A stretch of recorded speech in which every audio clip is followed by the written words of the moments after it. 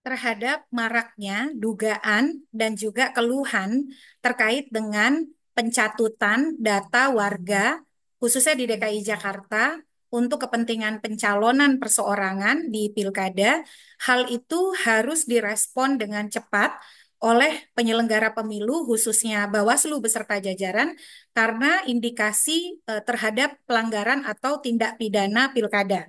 Di dalam Undang-Undang Pilkada kita pada pasal 185 dan pasal 186 disebutkan penggunaan keterangan yang tidak benar ataupun dukungan palsu terhadap pencalonan perseorangan merupakan tindak pidana yang diancam dengan pidana penjara minimal 12 bulan dan paling lama 36 bulan dan denda minimal 12 juta maksimal 36 juta.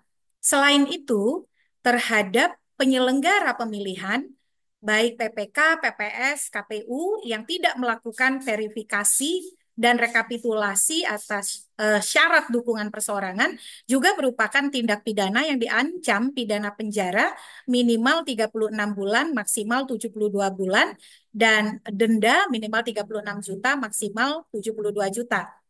Atas indikasi dan temuan awal, Bawaslu tidak perlu menunggu karena hal itu patut diduga kuat merupakan pelanggaran pilkada dan merupakan tindak pidana pemilihan.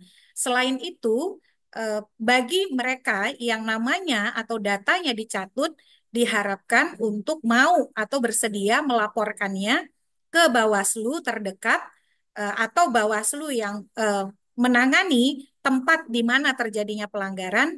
Misalnya kalau di DKI Jakarta itu di Bawaslu DKI Jakarta atau Bawaslu Jakarta Pusat sehingga bisa diproses hukum dan bisa memberikan efek jera kepada mereka yang melakukan pencatutan atau pelanggaran.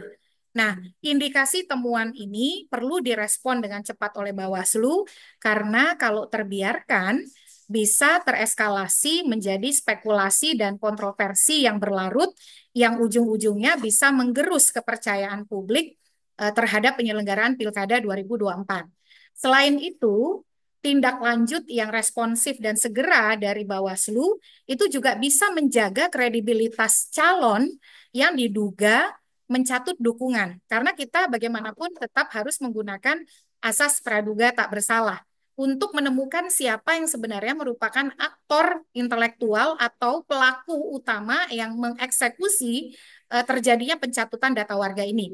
Saya sendiri mendapati sejumlah rekan, teman, mahasiswa saya atau kolega itu datanya dicatut dan sekarang sedang berusaha untuk membantu, mendampingi dan meyakinkan mereka untuk melaporkan peristiwa tersebut ke lembaga yang berwenang dalam hal ini Bawaslu beserta jajarannya.